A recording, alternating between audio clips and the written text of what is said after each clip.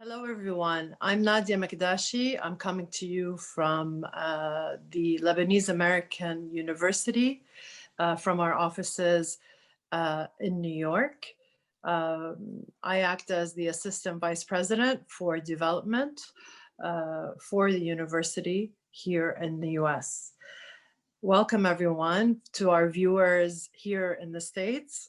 Good day. And to those joining us from Europe and the Middle East, good evening. So happy that you are joining with us today in our talk, our virtual interview with Dr. Mawad by Rima Maktabi. As everyone knows, a lot has been happening, to put it lightly, in Lebanon since the fall of last year, with the quick and severe economic crisis, COVID-19, and most recently, the Beirut blast in August. Lebanon is, to put it lightly, in a precarious situation. But today we want to look mostly at the institutions in Lebanon that make Lebanon what it is, and in particular here, the Lebanese American University. So I am so happy to have this conversation with our new president, Dr. Michel E, who has recently assumed the presidency of the Lebanese American University this October. But Dr. Mawad is not new to LAU in any way, shape, or form. He was the dean of our medical school, the Gilbert and Rosemary Chagouri School of Medicine, since 2019. Dr. Mawad also has a prestigious and long career in both academia and medicine, having spent 30 years at the Baylor School of Medicine here in the US in Texas, as well as 10 years at Columbia University Hospital. Prior to joining LAU more recently, he also was part of building out the stroke center at the Cleveland Clinic in Abu Dhabi.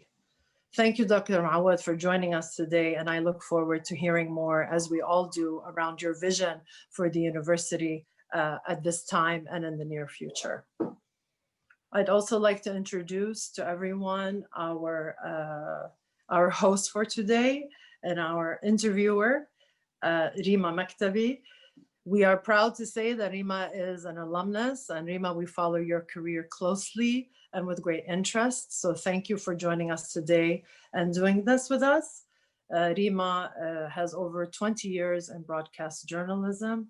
She has extensive also work on war zone coverage, TV war zone coverage. Rima is formerly a CNN anchor, as well as the host of Inside the Middle East at CNN. She was given the Mohammed bin Rashid Al Maktoum Award for her work covering the 2006 war in Lebanon. And of course, Rima has both an undergrad and graduate degree from the Lebanese American University. Welcome, Rima. Welcome, Dr. Mawad. And at this point, Rima, I pass it over to you. Thank you, Nadia. And whatever accomplishments I've ever done in my life, if any, possibly they'd go back to my years in Lebanese American University. And that's what makes me proud, a proud alumni. And that's why I'm so happy to interview Dr. Michel Mawad today, the new president of the Lebanese American University. Such tough times to accept such a job. Thank you, Dr. Mawad, for doing this interview. And I'll start with asking the million-dollar question. These are challenging times for Lebanon. I'm in Beirut, which is half of it was destroyed by a blast. We have economic crisis and an economic meltdown, actually, and political instability, a pandemic that modern history hasn't seen like it. So what are your priorities during those difficult times to lead Lebanese American University? Thank you, Rima. I'd like to start by thanking Ms. Makdashi for arranging for this webinar. I want to thank you also for hosting me and for taking the time in joining LAU altogether. I'm particularly proud because I'm being interviewed by one of our famous alum. We are very proud of you and of all the alumni that have gone through the education process at LAU. As you know, I took over not too long ago. As a matter of fact, about a month ago, the helm at the Lebanese American University, uh, coming after a great man, Joseph Jabra, who retired in September of this year. We have many challenges, to say the least. But also, I want to tell you, I look forward to facing all of these challenges.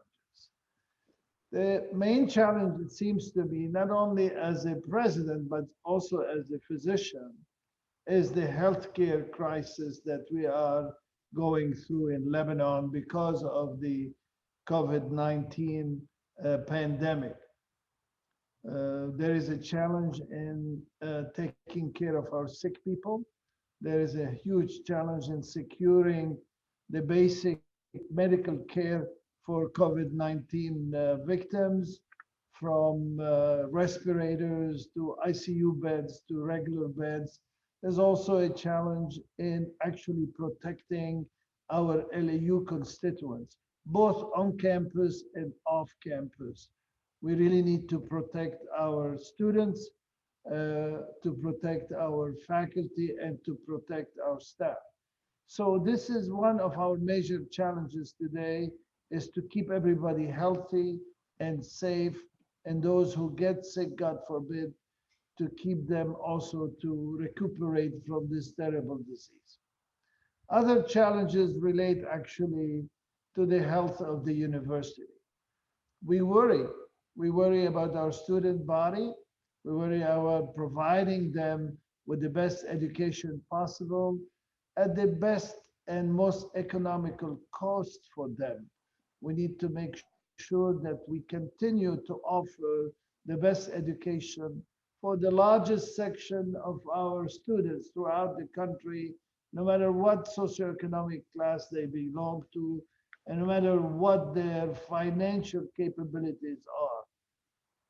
So these are significant challenges. I worry about our faculty because we are actually risking losing some of our brightest and best faculty members to leaving Lebanon. So we do everything we can, and we will do everything we can to retain our faculty and to retain our intellectual know-how and intellectual capital, which represent our faculty. And I worry about our staff. I worry about the livelihood of our staff and faculty. I worry about providing them enough compensation to withstand the hardship that this country is going through. So there are several challenges, and these are the main challenges that keep me up at night, actually, just thinking about all these constituents and thinking about the patients, the Lebanese patient that is really going through a terrible pandemic nowadays. Mm-hmm. So shall we say that for your program, for your plans to lead LIU, at this stage, it is to survive, really, to survive the pandemic and to survive the economic meltdown? Indeed, indeed, we need to survive. There is no other or better description than a survival phase nowadays in Lebanon. Survive economically, survive academically, survive in time, and sustain the university, not to drain the endowment of the university or the financial resources of the university. However, Yeah. even if we talk about survival, we are actually working hard and continue to plan for tomorrow. We're planning for a brighter future. The brighter future will be here one day, and we must be careful as not to ignore the future. We continue to invest in our faculty, we continue to invest in our programs, and we think ahead of the day where the pandemic is going to go away and where the economic situation is going to improve.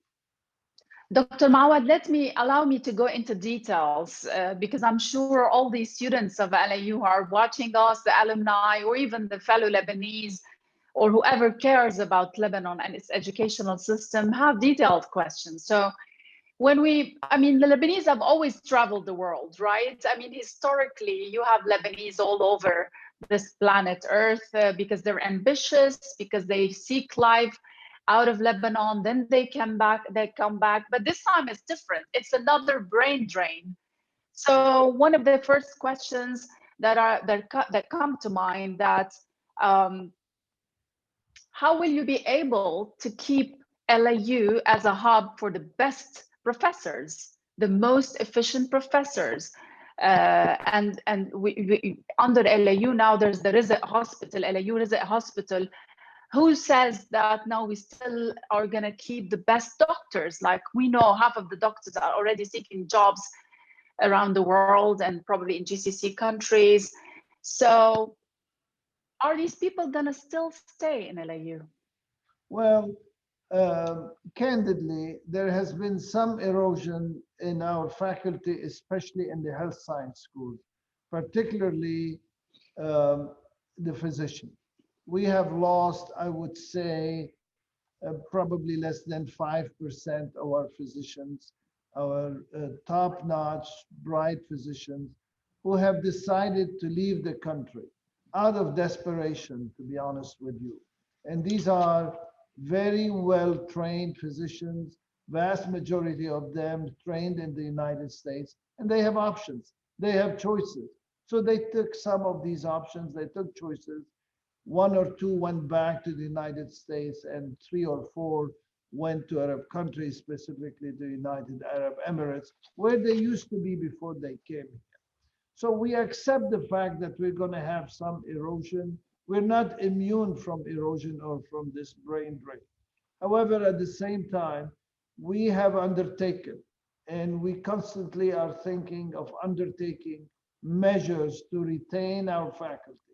Some are financial measures, which we are really in the course of providing them packages for them to withstand the hardship and to withstand the deterioration in their purchasing power. Concrete measures by paying them in what we call fresh dollar, by giving them incentives, and by also what we call a transfer abroad policy to help them meet some of their obligations abroad and overseas.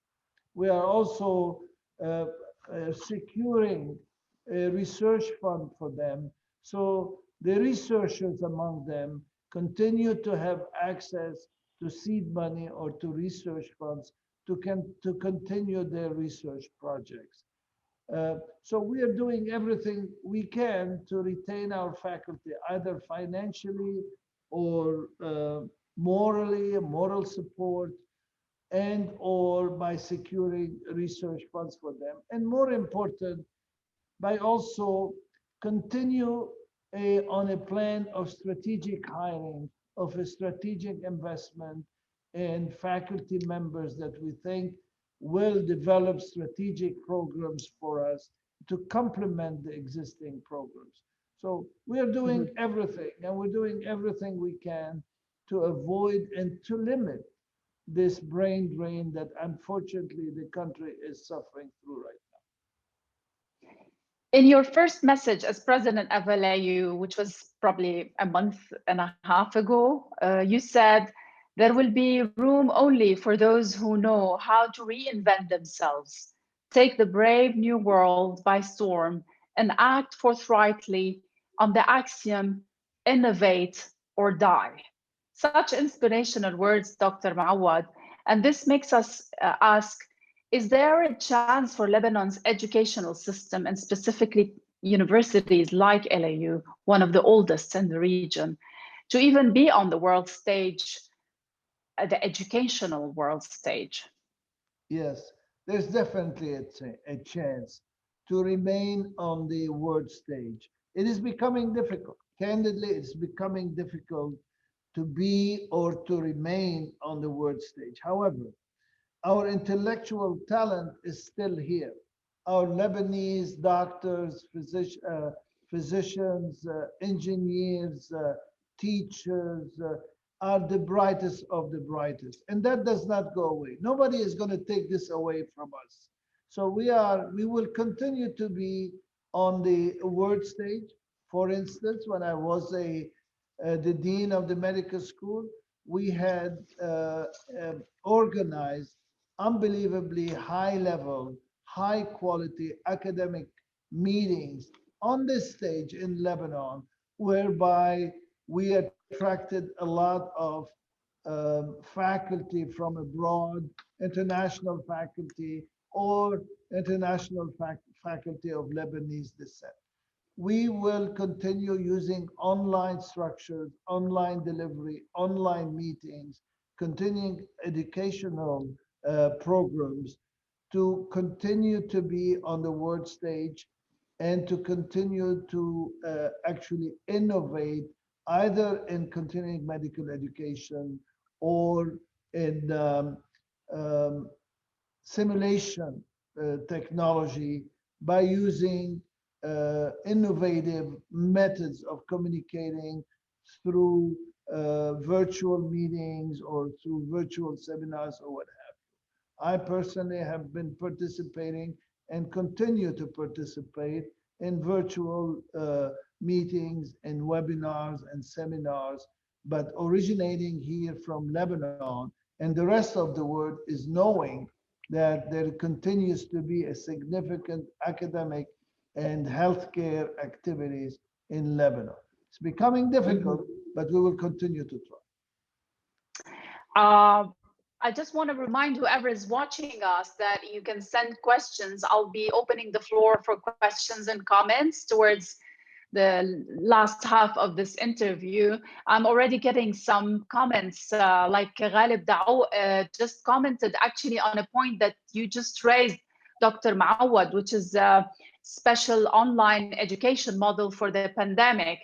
Obviously, every student in the world these days is locked in a small room, big room, whatever the room is, in front of a laptop and studying. Our lives have changed, and I think it's going to remain so at least for the coming year. So this is a question that I'd like to pass on. Actually, have you adjusted the models to accommodate those students who are all the students who are now studying online? Lebanon is in a lockdown now. You can't even move on the streets unless you have a special pass. So Lebanon happens to be in a lockdown period right now, and the pandemic is raging. Unfortunately, the COVID pandemic has gotten worse. The number of deaths has gone up. The infection rate has gone up. The hospitals are saturated. So we have an obligation. It's truly an obligation towards our students and towards our faculty to make sure and to mitigate the risk of infection and the contagion by the virus. So we have switched almost completely, almost 100% to online delivery of our content in a very concerted effort so that they don't lose their academic year. Losing an academic year is really a disaster for a young man or woman in undergrad or graduate studies. We're doing everything we can through innovation and delivery, in online delivery, in designing new online courses, and on adding some hybrid methods and hybrid ways of carrying on with experiential learning for our students, on-campus experiential learning. For instance, a class of anatomy in the medical school, you cannot teach it online.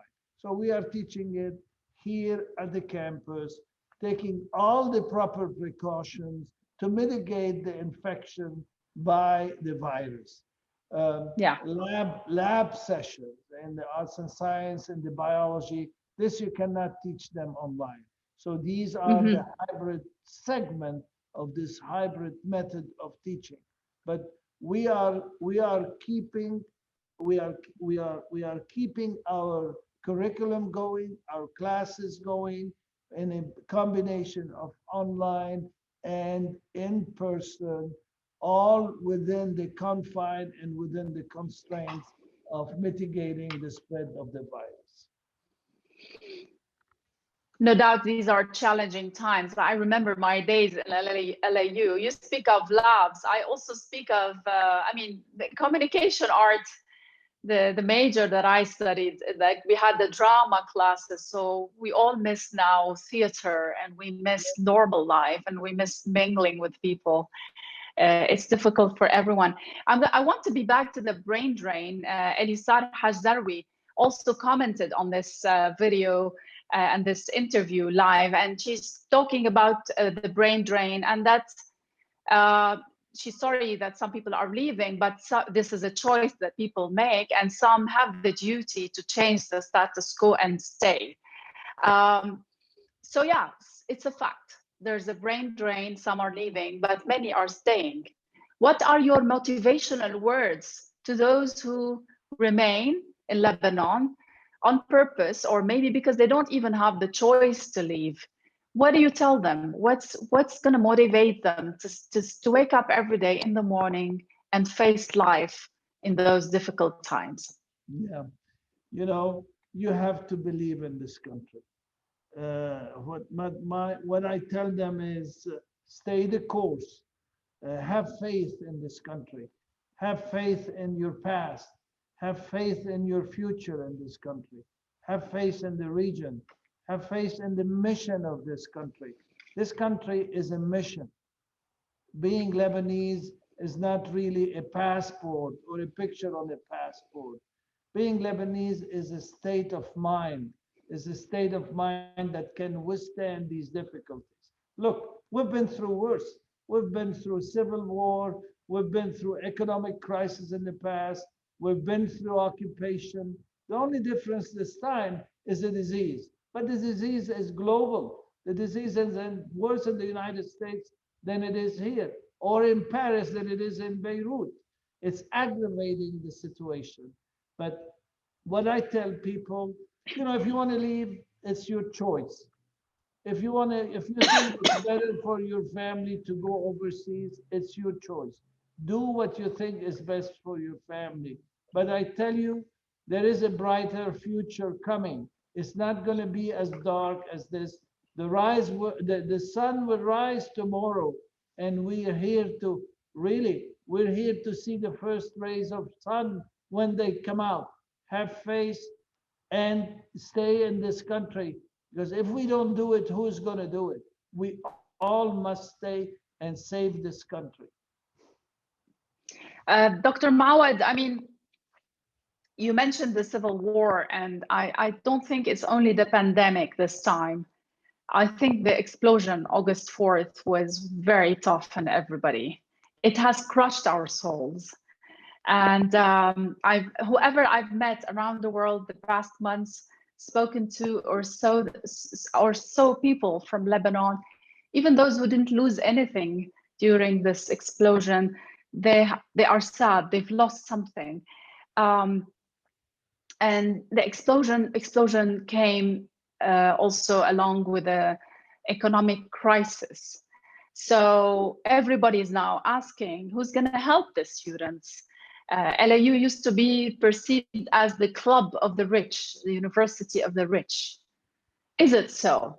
Is it time to change perceptions? Maybe you can tell us more about facts, not perceptions. Yes, absolutely. So who's going to help them? We're going to help them. LAU is going to help them. We are doubling our financial aid package for students who cannot afford to come to the university. We want to educate as many people as we can at the best price we can, and also to provide sustainability for this wonderful institution.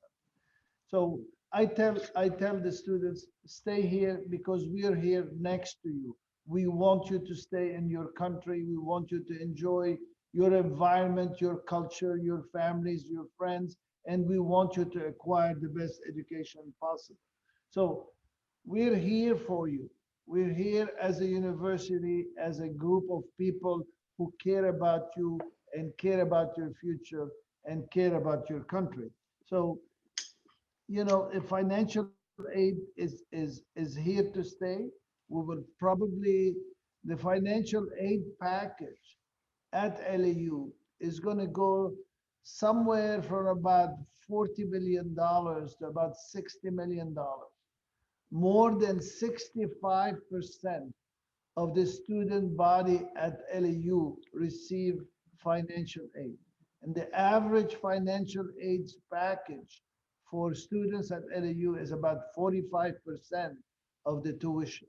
So we're doing everything we can for them, and we urge everybody to stay and to seek a good education, because the future is education. You cannot go on with your life or find good jobs or provide a few families if you give up on education or give up on your environment. So what does LAU need? If I'm a successful alumni somewhere in the world, I want to help, or a Lebanese who cares about the educational system around the world, what do you need? Well, first of all and foremost, we need commitment. We need emotional commitment. We really need to feel like people are supporting us emotionally, psychologically. The alumni are our family. We must give them a sense of belonging, and that sense of belonging is growing, luckily. And what we would tell the alumni is feel with us, stay with us, provide us with all the help you can provide us, give, give, educate some kids, try to help the students pursue an education just like you did, just like all our former students did, and they went on in life and they became successful. And you're a perfect example of success of our students. Try to provide a chance for the existing students also to excel and to continue their education, to finish their education by helping. We have an emergency education fund where people are generously contributing to. Many private individuals are contributing both in Lebanon and overseas. Many foundations are trying to help. The US government is trying to help. So all together we can make a difference, and alumni are part and parcel and an essential part in this body of support that we're seeking.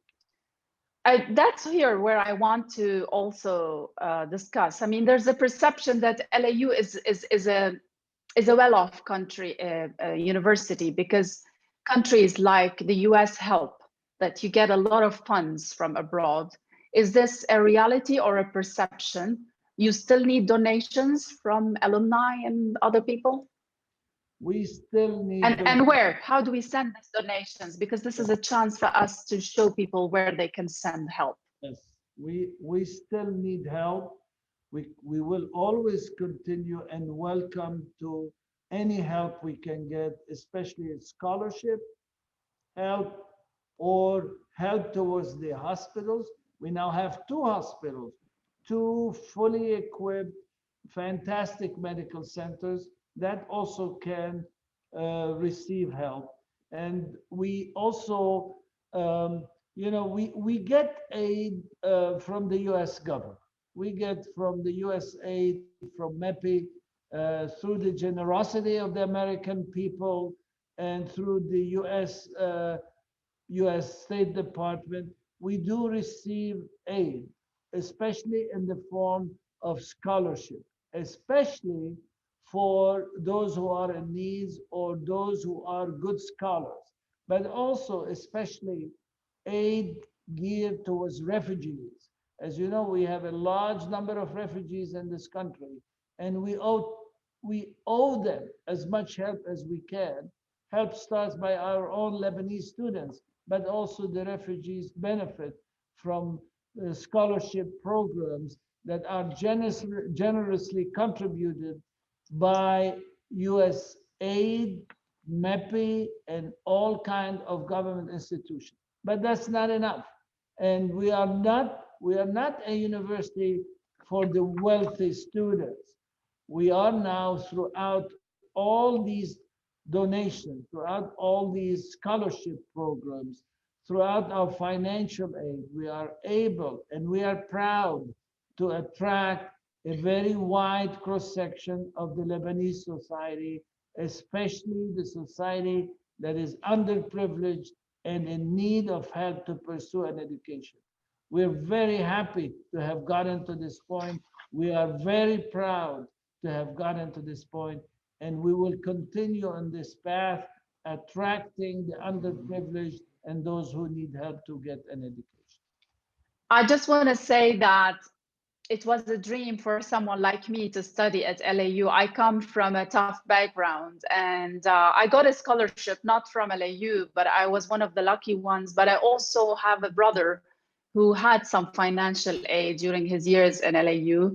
They were not easy years, and LAU was not giving that much of financial aid. However, the university and the help that we've gotten, at least my brother, has changed the life of a whole family, and the importance of financial aid is very important. I mean, it changes lives. During my years in LAU, I've had Arab students, colleagues, and friends from all over the Arab world. These days, this is not happening. Lebanon has not perceived as a safe place. Also, GCC countries used to help, Arab countries used to help a lot. Universities, maybe also LAU, not anymore. What do you tell Arab students who used to love coming to Lebanon and study in some of the most prestigious and oldest universities in the Arab world? Yes. So as you know, LAU started off as a little school for young girls in the Ottoman Empire. We have always taken pride in the fact that we were and we continue to be the biggest proponents of women's education, women's liberation, gender equity, gender equality. That's the background of what LAU is. And I tell our Arab students, especially those who have been persecuted, especially children of refugees, and then we are a beacon on the hill for uh, for human rights, for protectionism of all the rights. We protect all rights of women and men. And we tell these young men and women coming from the Arab countries, you're welcome to come and get our education and get our values and our American way of living and our human rights, adherence to human rights. We welcome these students. We welcome students coming from Palestine, from Iraq, from all countries where they have been persecuted or driven out of their countries. And Lebanon will continue to have this, will continue to play a role of the schooling and the school and the hospital for the entire Arab world, despite all the difficulties we're going through. I just want to mention that whoever likes to donate, it's www.lau.edu.lb/emergency-fund. I will donate through this link, and I also give any time that LAU requires from me. As alumni, it's our duty, and actually it gives me pleasure. I filmed a video that I'm going to post soon online to motivate all of you, whoever is watching us, to help and probably put some donations for the financial aid to just have a better Lebanon, have an educated Lebanon. Dr. Mawad, it's no secret that one of the richness of Lebanon, it's diversity. so many sects and religions and ethnicities, and so many people live here, and we're a magnet in the Middle East of so many people persecuted or happy or sad or sick or rich or poor. However, it's also one of our woes, the sectarian divide. LAU is under whose influence? Is it part of any political party or sect? Because you have one campus in Beirut, you have one campus in Jbeil. Who does LAU belong to? LAU belongs to LAU. LAU belongs to its students. LAU belongs to its faculty. We have proven, Rima, over the years, that is a apolitical university. We don't belong to any sect. We will never belong to any political party. We will never belong to anybody who wants to influence our way of thinking or the quality of our education. We are an institution that is open, wide open to all the segment of Lebanese society. We strive, we really strive to avoid any political affiliation or any allegiance. No political affiliation, no allegiance to any political party. We have a zero tolerance policy towards sectarianism or political intimidation. We will not allow that. This will not happen at LAU. As a matter of fact, I don't know if you know this, we had the election of the student body and the student council about 2 weeks ago. It was a completely electronic, anonymous election of the student council. For the first time ever, 50%, half of the student council was independent, completely independent. 15 out of 30 do not belong to any affiliation or to any political party, which is the first in the history of LAU. The country itself is going away from political allegiance, and it is becoming to be manifested at the educational level and in the institutions of higher education. We're very proud of that.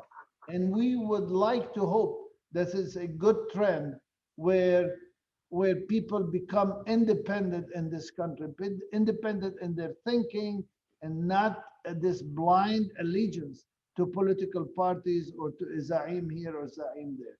But really the take-home message, we are apolitical, we are completely neutral, we have a zero tolerance policy against any political intimidation or affiliation.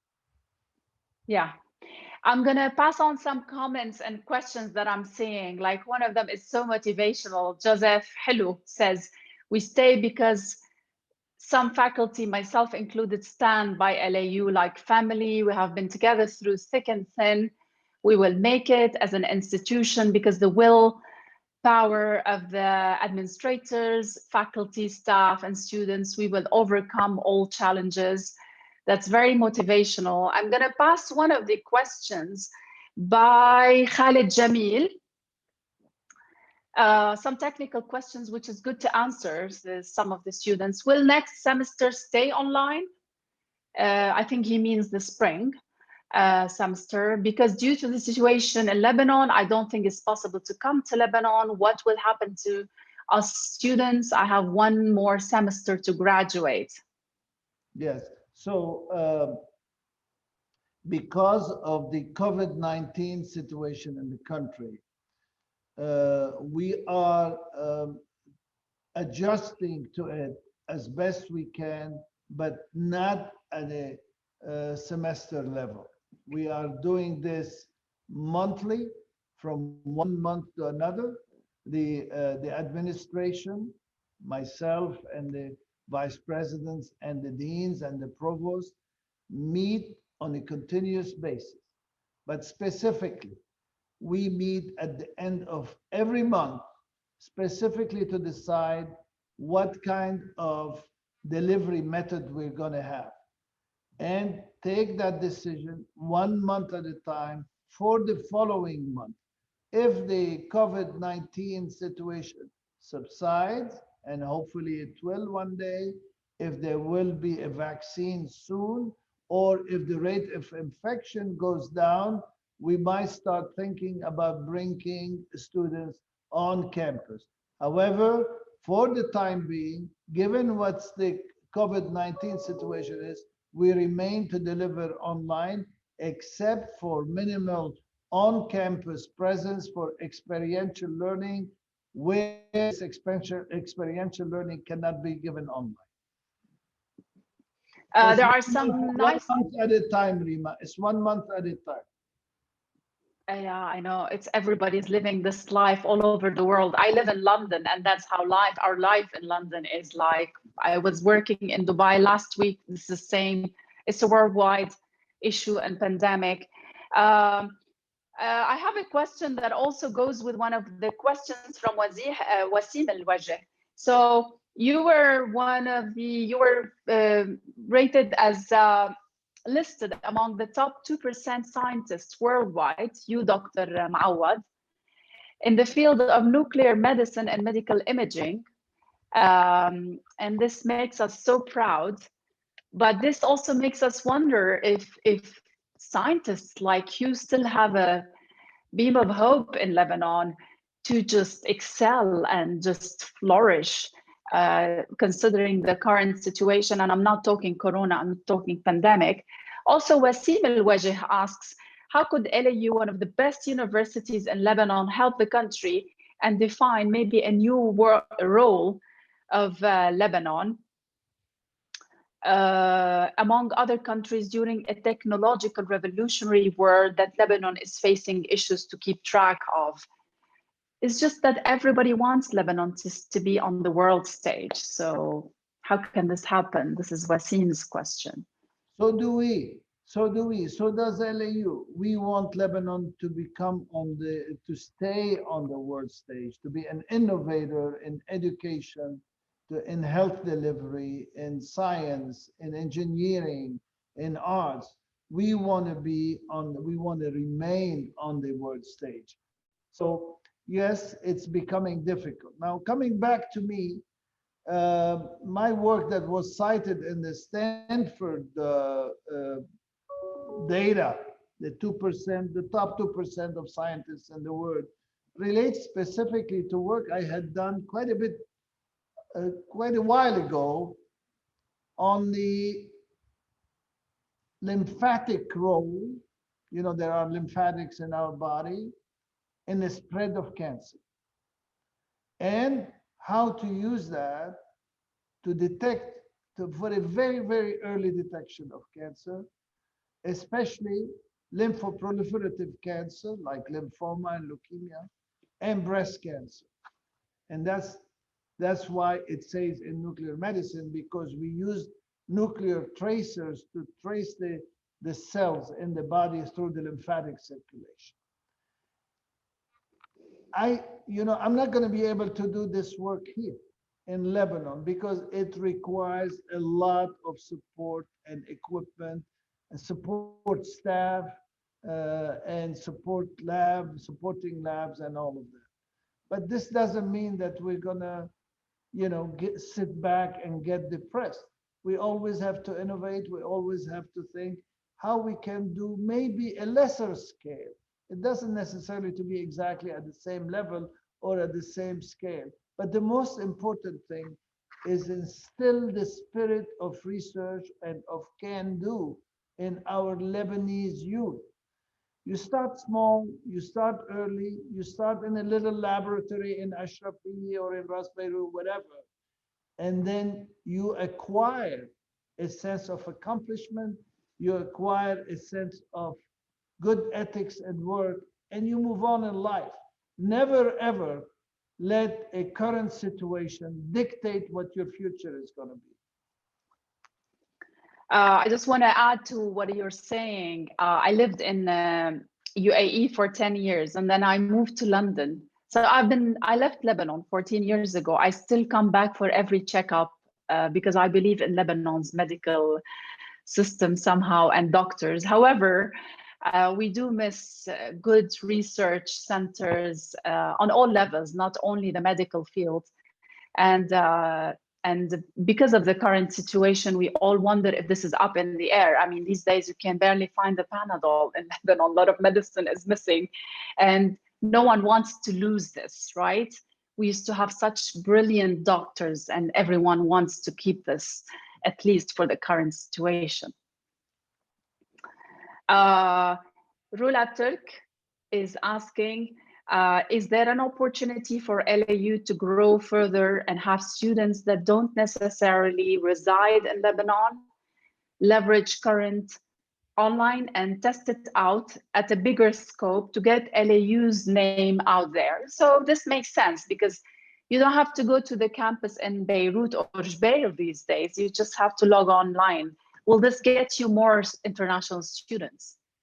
It will get us more international students. As a matter of fact, I just signed today an agreement with the Wiley Corporation.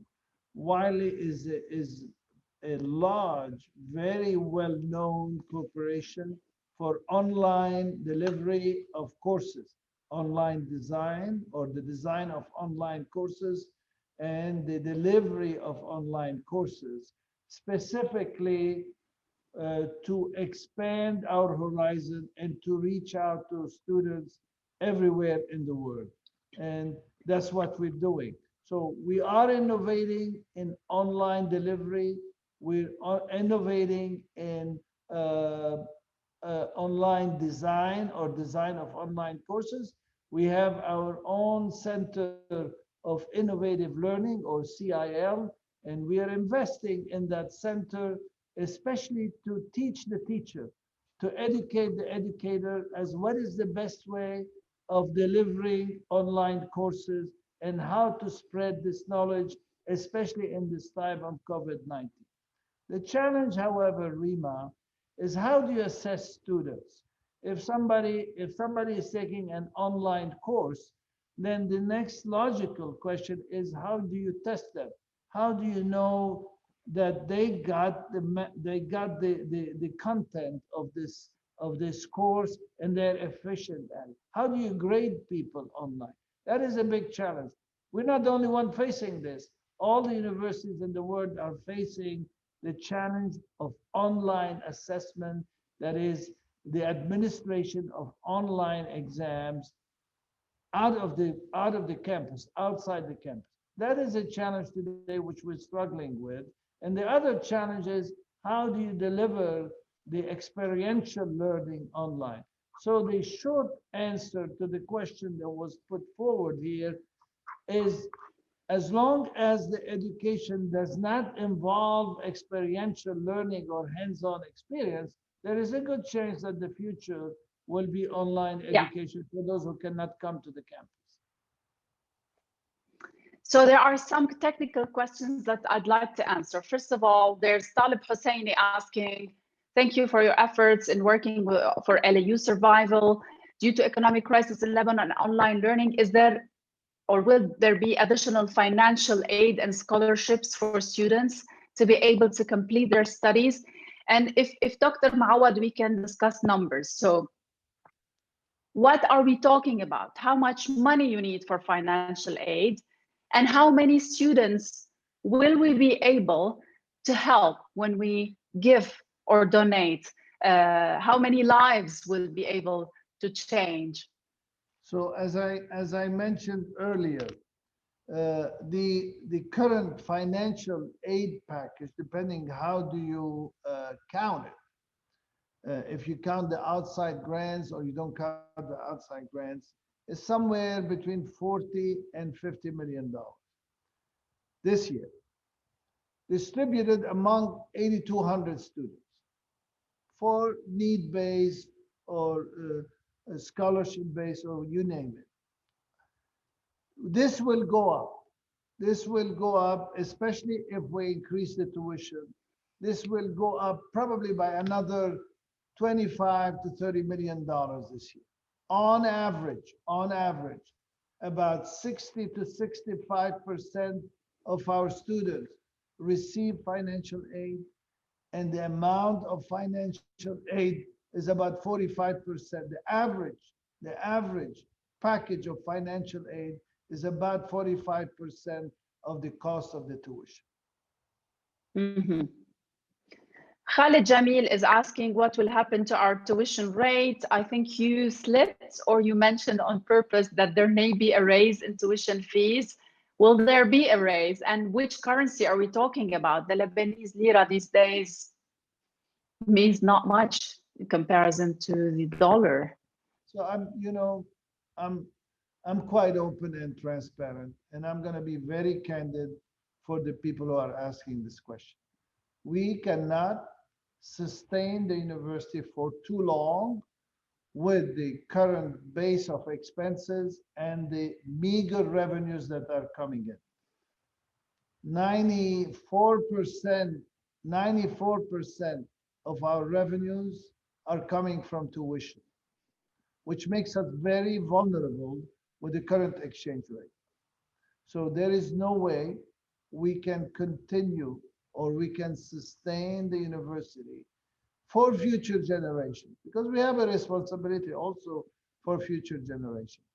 We cannot sustain this university, and we cannot retain our faculty, and also in the best interest of our the students, without adjusting the tuition cost. And I know it's a burden on our students.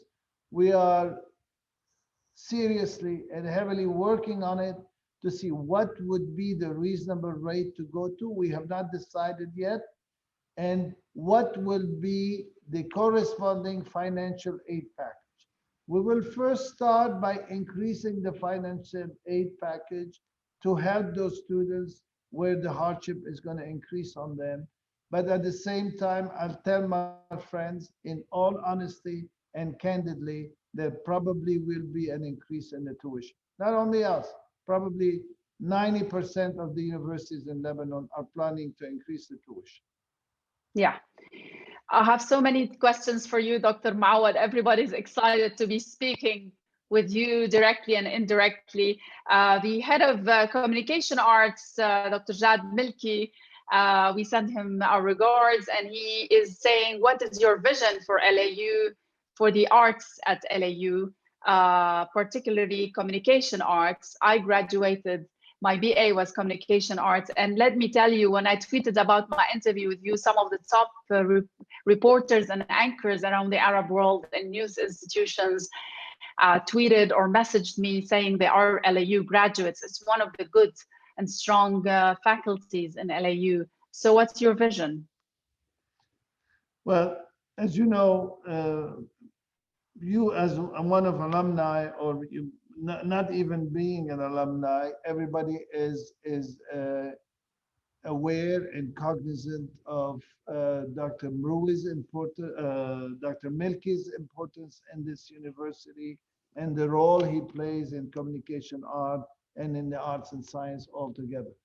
My vision is to support, fully support the liberal arts, the arts and science school, who has a wonderful, wonderful dean now, who is really taking the arts and science and the arts and the communication arts and all related studies at LAU to a really different level, a much higher level than we were.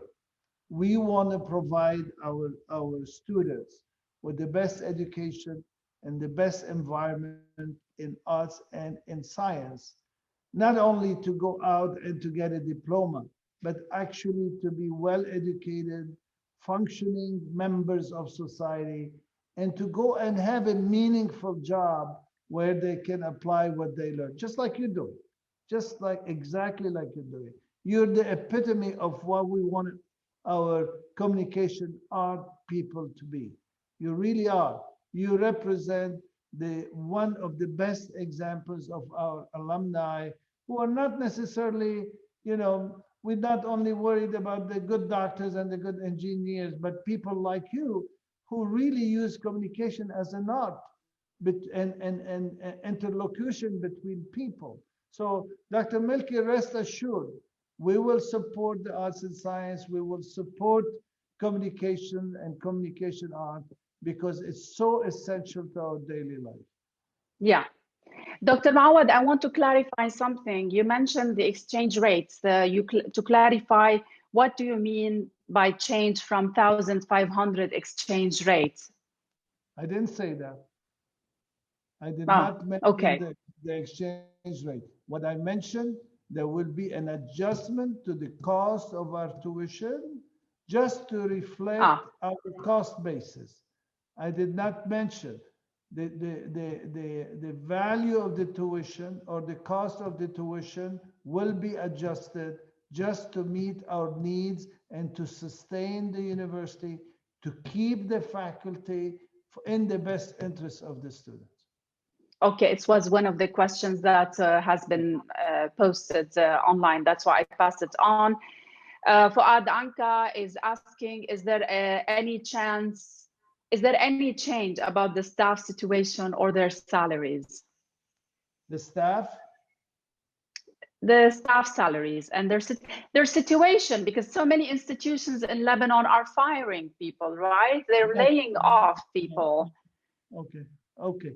We are not firing anybody. There is no layoffs.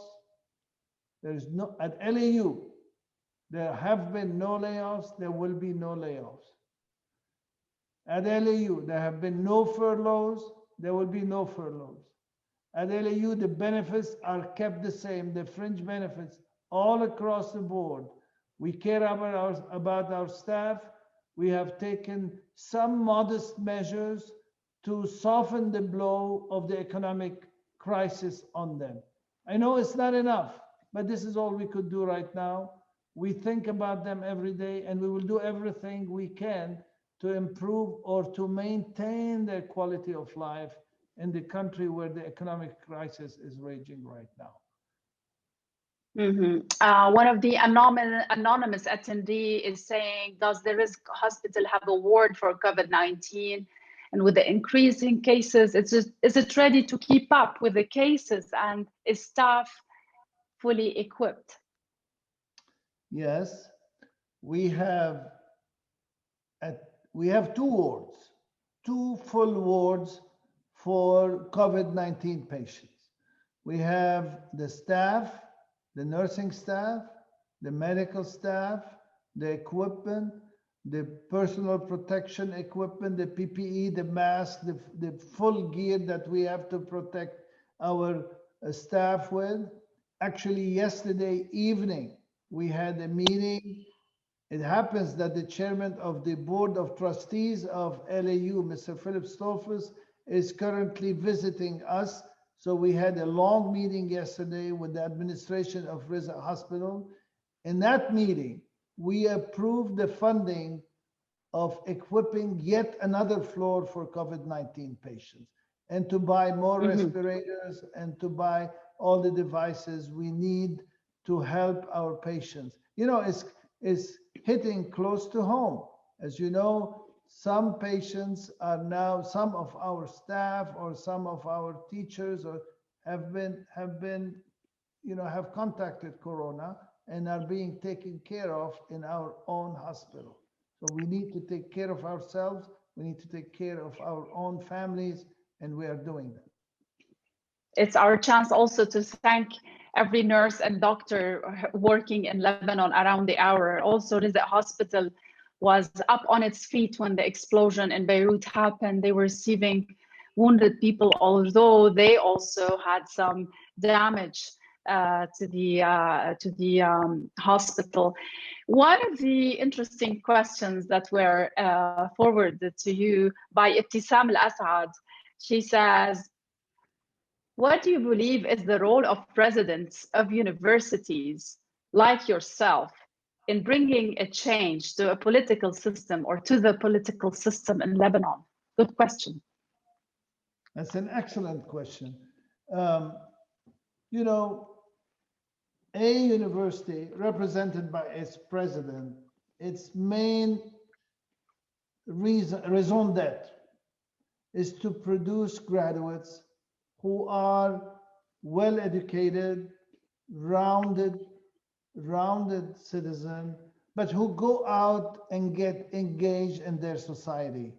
My hope and my dream is to produce enough good graduates that are instrumental in changing society, albeit changing the political system and the average behavior of citizenry in this country.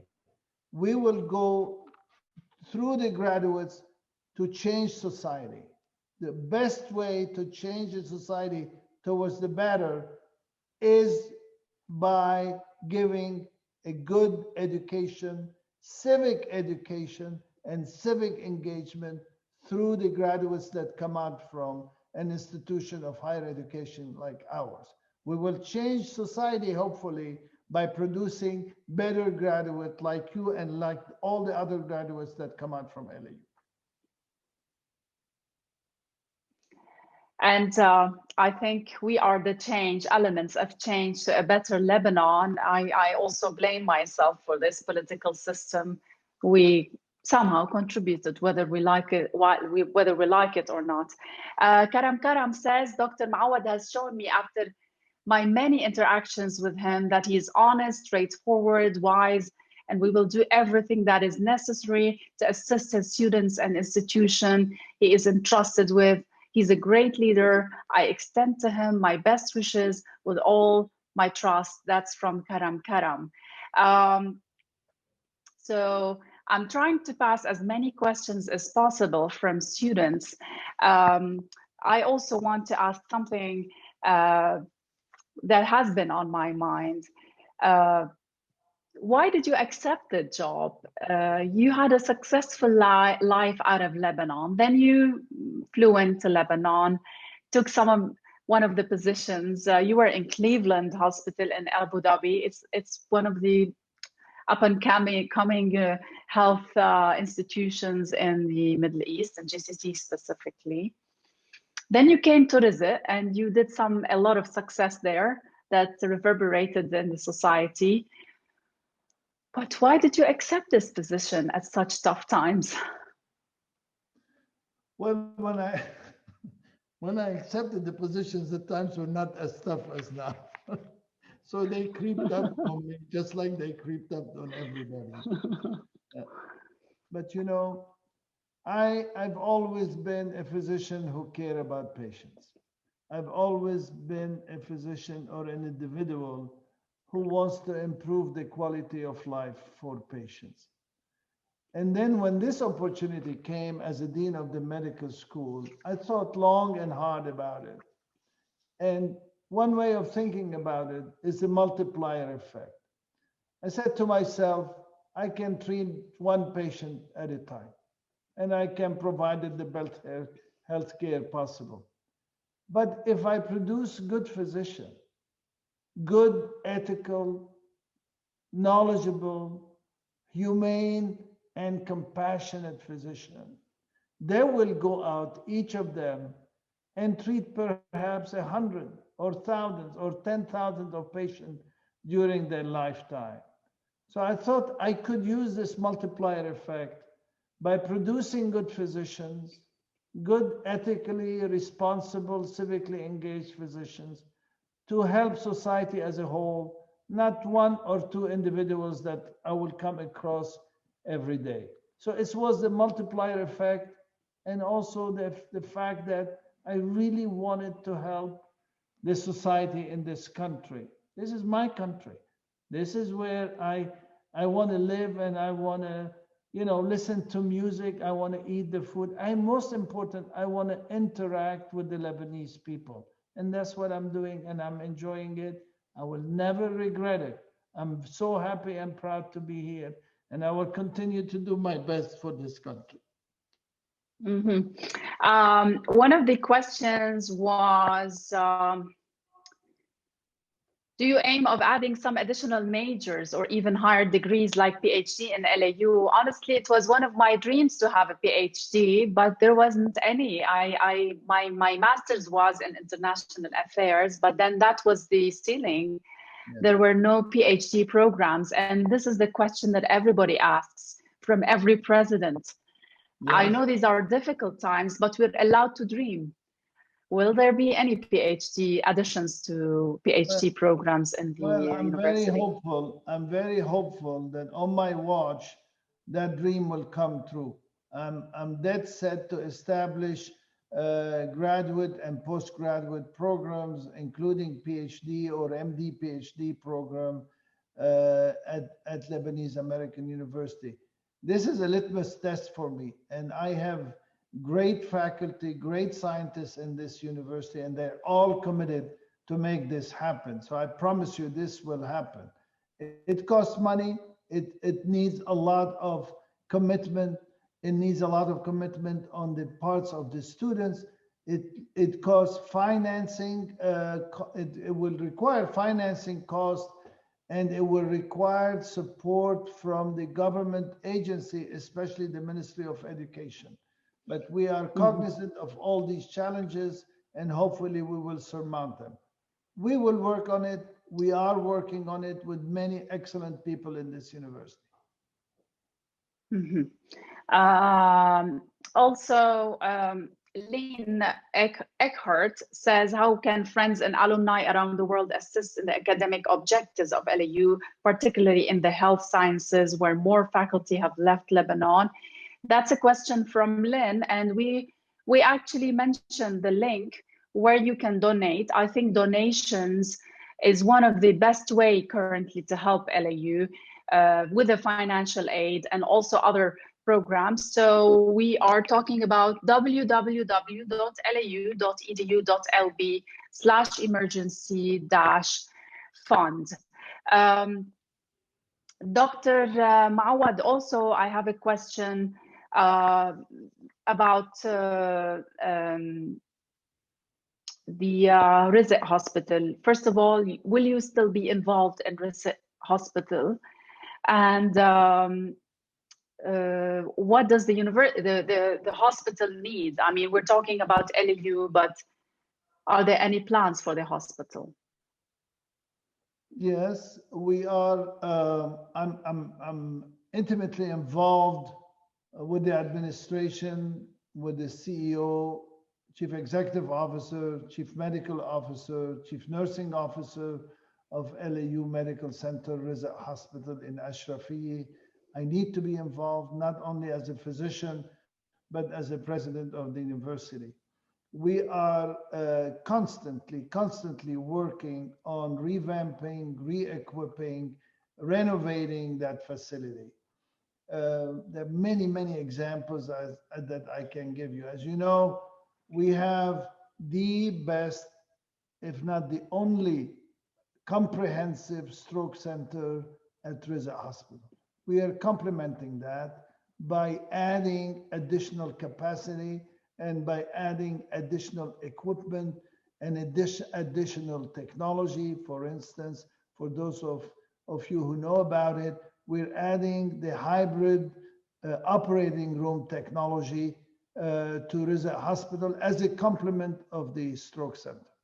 We have completely revamped and renovated the emergency room.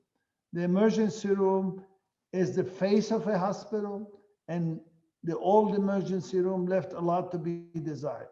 This is completely being renovated with cutting edge technology and imaging for the traumatized patient or for patients who come to the emergency room, say with a heart attack or a pulmonary embolism or with any other emergency. So that is also being renovated, and we are adding clinics in the outpatient clinics. We're adding brand new technology in the operating rooms. We're adding 3 new operating rooms, and we're also adding a whole floor of intensive care beds, highly sophisticated and equipped technology in those critical beds. So we don't stop. Mazen Haidar is asking, our curriculums, mostly in engineering, are falling behind in the region. Will there be new programs, mostly in tech, opening up soon, need to keep up with the advancing technology? He also asked in a previous question, I'm trying to read all the questions sent. He also asked about artificial intelligence and latest technology. Will LAU be able to keep up? Yes, absolutely. LAU is keeping up with artificial intelligence. Again, I give you an example, a quick example that people are not aware of. Any patient that comes to the hospital today with a stroke is being treated based on an algorithm in artificial intelligence. We use artificial intelligence algorithm to decide on a triage of patient treatment at Risa Hospital, the only hospital in the country, and I would venture to say in the entire Middle East and the GCC, that is using this technology based on artificial intelligence. We now have a cluster of researchers in artificial intelligence between the School of Arts and Science, the Computer Science Department, and the School of Engineering. We have successfully recruited Dr. Lina Karam from the US, who has started, who is now our dean, our new dean of the engineering school, and she's very interested in artificial intelligence as well as new techniques in ambulation and in locomotion.